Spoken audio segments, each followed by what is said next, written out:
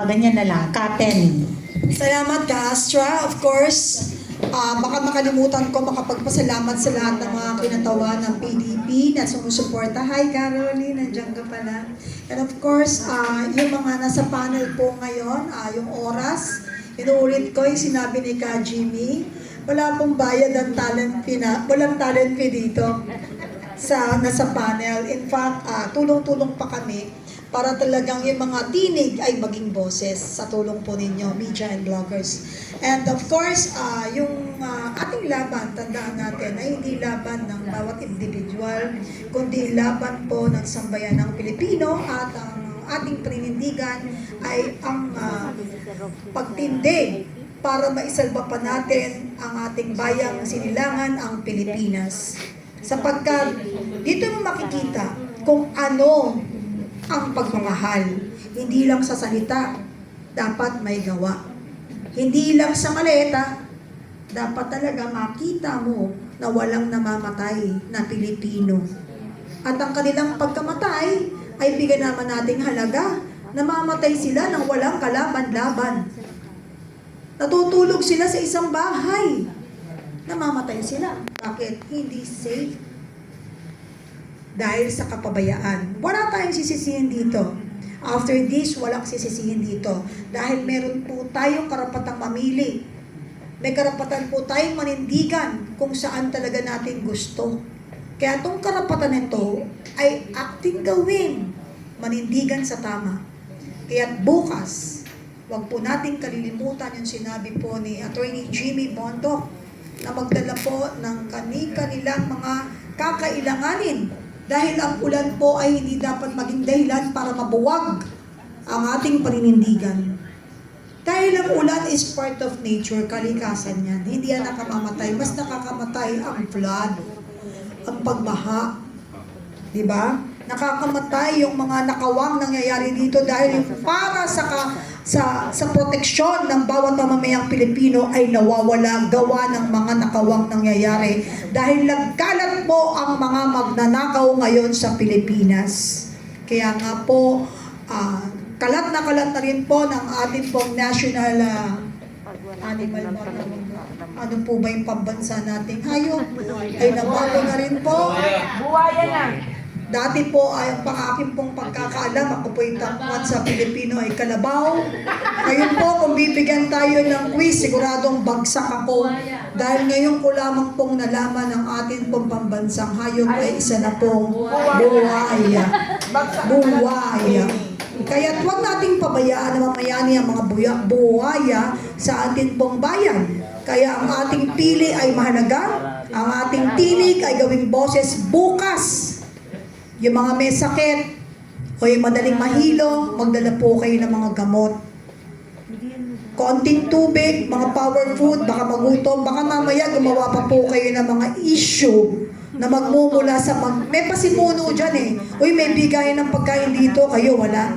Huwag kayong umasa sa ganon dahil iba po yung laban natin bukas. Hindi tayo nagpunta doon para manginain. Hindi tayo nagpunta doon para mabusog.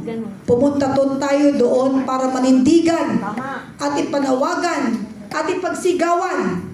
Gising Pilipinas. Kapiyan sa PDP, huwag kalilimutan. 9 o'clock po ng maga. Huwag niyo pong kalilimutan. Ha? Salamat po sa mga tumutulong para maging makatotohanan itong programang ito. Ito po ay hindi po binabudgetan. Pinagtutulungan po ito para maging makatotohanan.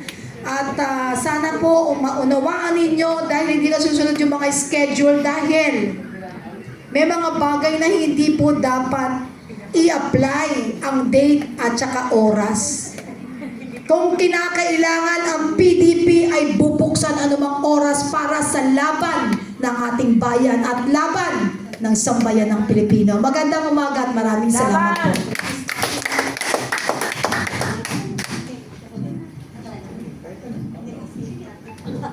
Ano gusto nyo? Okay. Kapihan at sundutan para sa bayan. Joke! Grabe ah! Hindi. Pwede.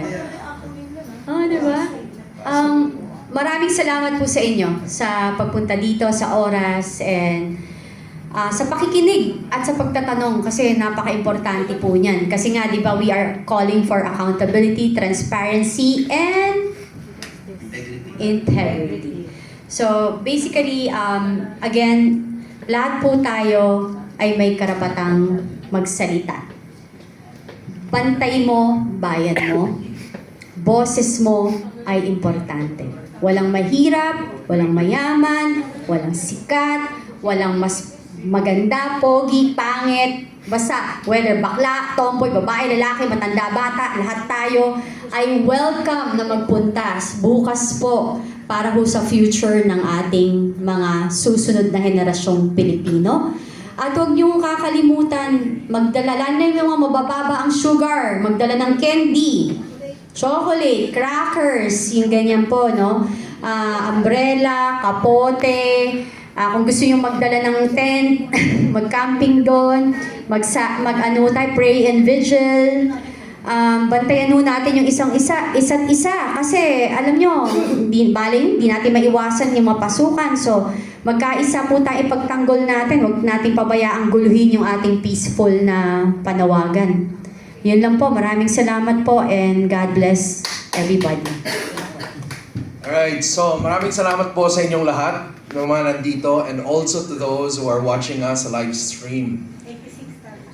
86,000 people, wow. Ito po, panawagan ko lang sa mga nanonood and those people who are here right now. Pasensya na po, hindi ako magaling magtagalog, pero we'll try. But anyway, corruption is not just an issue of money lost dahil ninakaw ng mga opisyales and all. It's also not just an issue na sana napunta sa paaralan and all of that. It's not just an economic or development or social service issue. But ang corruption in flood control has resulted to lives lost. May mga namatay. It has also resulted to properties destroyed. Mga bahay na tinangay ng baha and all of that. So in other words, it's not just a political issue, it's a very personal issue. And it's supposed to be a personal issue, yung corruption na yan.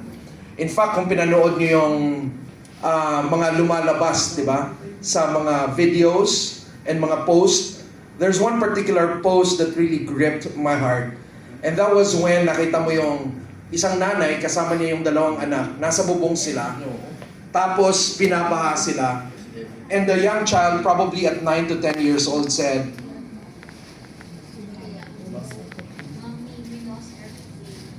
yeah, he said, "Mom, we lost everything." 9 years old, or 10, saying we lost everything. Wow.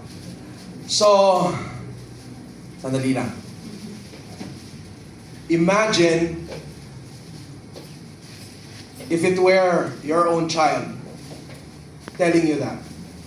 Dad, Mom, we lost everything. And yung nanay sabi niya, okay lang anak, because I still have you. I have everything. But the truth is, coming from a child, it must be so painful. Coming from somebody who doesn't know it's all about corruption, dahil ito sa kagawa ng ibang tao. Yes, it's a natural occurrence, kaya lang yung naging consequences niya, somehow may responsibility involved. And that is why I think, kasi kung yung mga ganong klaseng videos, hindi pa tayo napukaw, I think the problem is not just corruption in government, but the problem is also people who are so numb already. And I don't blame you for that. There's a particular, in psychology, there is a particular condition called learned helplessness. At ang gumawa ng experiment na to was in University of Pennsylvania. So ang ginawa nila, naglagay sila ng aso sa loob ng isang kulungan. Tapos, on both sides, tapos may hurdle in the middle, and both sides ng kulungan na to, naglalabas ng sound, nagkakaroon ng shock, and there was electricity grid na pwedeng matolerate. So yung paano ba sabihin yun? Well, yung sound, yung shock, yung sound from the other side ng kulungan na yon is nilakasan nila. Eventually, na-shock yung aso. So, ang tendency ng aso, tatalon siya dun sa kabila, only to figure out na meron din pala yung the same shock on the other side. So for ilang days, pabalik-balik yung aso every time he was shocked. But after more than a week, after 2 weeks, every time na marinig ng aso, yung shock at yung konting electricity, hindi na siya gumagalaw. Nandun na lang siya. It was already part of his existence, part of his survival. It's called learned helplessness. And apparently, for a lot of people, we also develop learned helplessness because of repeated exposure to flooding, repeated exposure na naririnig natin about corruption. At sinasabi natin, ako kahit sino pa maupo, pare-parehas lang yan. Sinasabi siguro natin, nako naman, wala na tayong magagawa. I started writing nung sinurrender si Tatay Digong. And then nagugulat ako dun sa mismong comments ng mga tao, sinasabi nila, Sir, wala po kami magagawa, ordinaryong tao lang po kami. Natatakot kami. Ano lang naman yon, mawawala sa amin lahat pag nagsalita kami. My friends, that's learned helplessness. But apparently, the findings of the scientists is that it's not supposed to manifest in human. Sa aso, yes, kasi walang kakayahan ang aso na tanggalin yung bubong ng kulungan.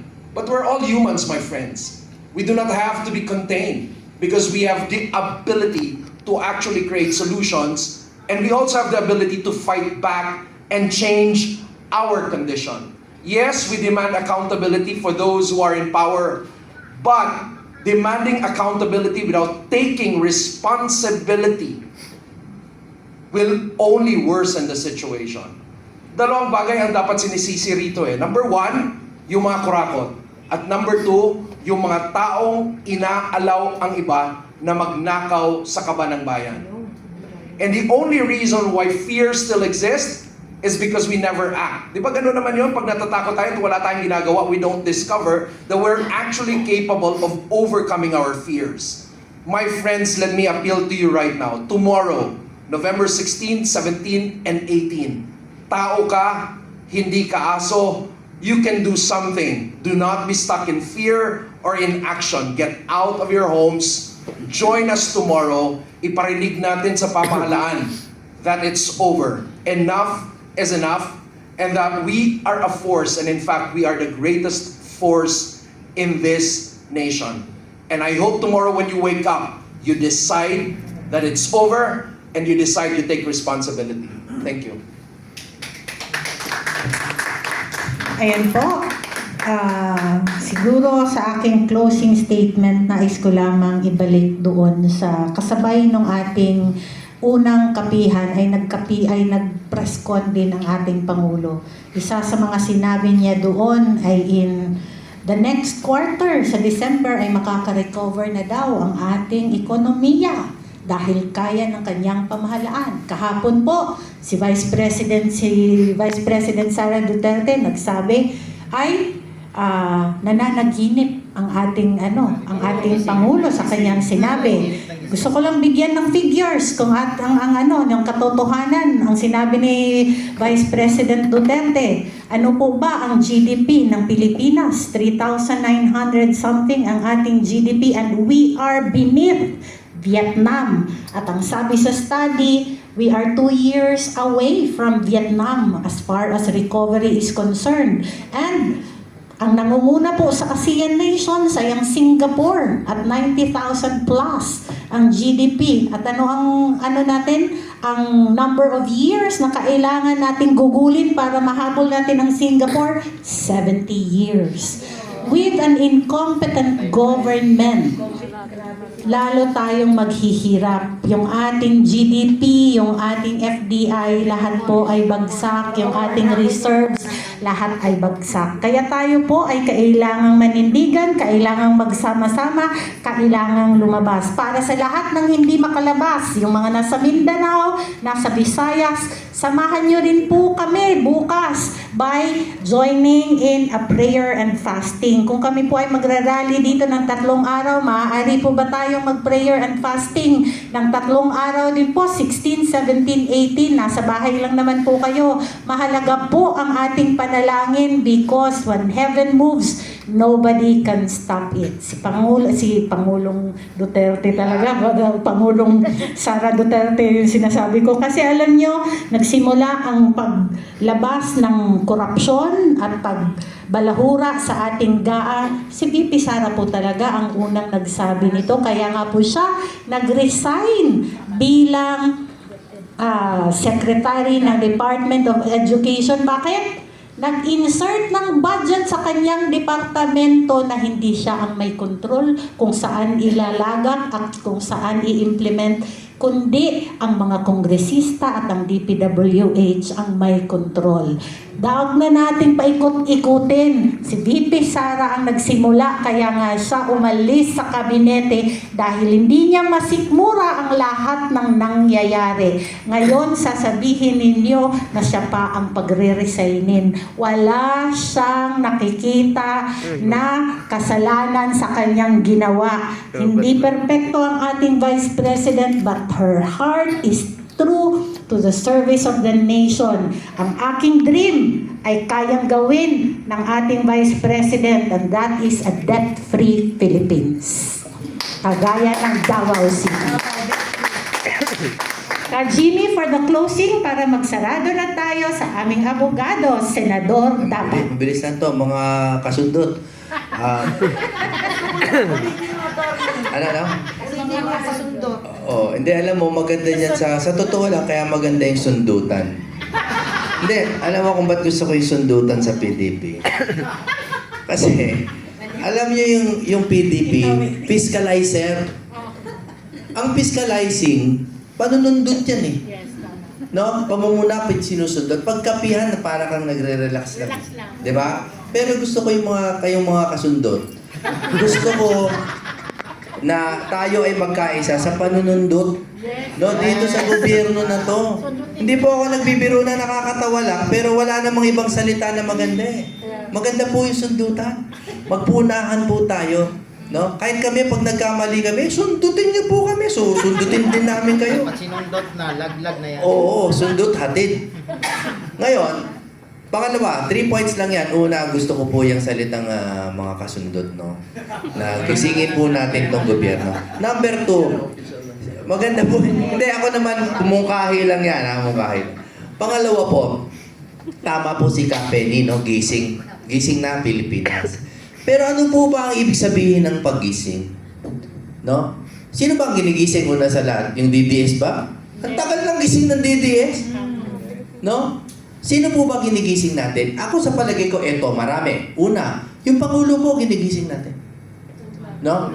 Kasi po, may mga bahagi po sa kanilang organisasyon na tulog pa po sa totoong pagdurusa at kalagayan ng bayan. Sila po ginigising natin. Pero ang gusto ko rin po gisingin, media, professionals, businessmen, AFP, gusto po natin silang gisingin. Bakit po? Kung makikita nyo, ang ganda nung tanong nila Ma'am Tess kanina tungkol dun sa bakit sa dami nang nangyari sa sinabi ni Zaldico, bakit wala pang nangyayari? Bakit po? Kasi po, kaya nananatiling tulog ang ibang kababayan natin. Sa bawat eksplosibong ganito, may pangontrang pagsisinungaling kaagad. No? Yun, halimbawa, learned people, very smart people, sinasabi na, kung mag-i-insert si BBM, bakit hindi pa dun sa NEP?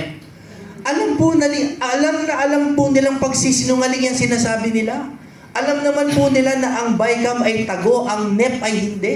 Ang NEP ay nakabatay sa Article 7, Section 17 ng Konstitusyon. Nakalagay kasi sa Konstitusyon na the President shall report to Congress within 30 days after opening of regular session, di ba? Yung budget of expenditures and sources of finances, including receipts from proposed and existing revenue measures. Ibig sabihin po, ang NEP, balansyado dapat, dumadaan sa pagsusuri. Alam din po ng mga matatalino na yan na ang BICAM walang ganung pagsusuri. So, ito po yung example ko lang ng pagpapatulog sa atin. May lumabas na nakatotohanan, nagigising tayo sandali na parang, uy, oo nga, no, tama yung sinabi ni Zaldi. Tapos kukontrahin ng matatalino ng pure lies. Purong-puro pong pagsisinungaling. At yan po ang dapat nating sundutin. Butasin natin yung mga... Butasin po natin ang hindi dapat lumutang na mga exaggeration at pagsisinungaling. At hindi po tayo palaaway. Pero sino po ang gagawa? Tayo lang eh. Tama? Kaya po kami ay nag-aanyaya sa inyo. Pumunta po kayo sa November 16. Kahit po hindi kayong pro Duterte kung ano man, pakinggan nyo man lang. Tingnan nyo po kung bakit kami nandito. Siguro naman hindi kami lahat nagsisinungaling. Siguro naman hindi kami puro mga Duterte fanatic lang. Siguro naman meron sa amin na totoong nagmamahal din sa bayan katulad ninyo. Tama. Pero kami po, nag-aanyaya sa inyo. Pumunta po kayo. Sabay-sabay po tayong gumising. Tingnan po ninyo kung kami ay nagsisinungaling. Lastly, ang ganda ng kwento ni Sir Rob, no? Kasi sinabi niya talaga nung nanay, nung bata, Ma'am, we lost everything. Alam niyo kung ano naisip ko dyan? Nag-i-English. Parang si Cathy. Hindi ibig sabihin at the very least middle class. May pera. Pero nasa bubong. Ibig sabihin, hindi na mahihirap lamang ang tinatamaan ng baha. Middle class na, mayayaman na. Hindi pa ba kayo gigising? Hintayin niyo pa ba yung mga bahay niyo sa Corinthia nang lumutang? Hindi ako nagbibiro, nakakatawa, pero hindi. Middle class na yun.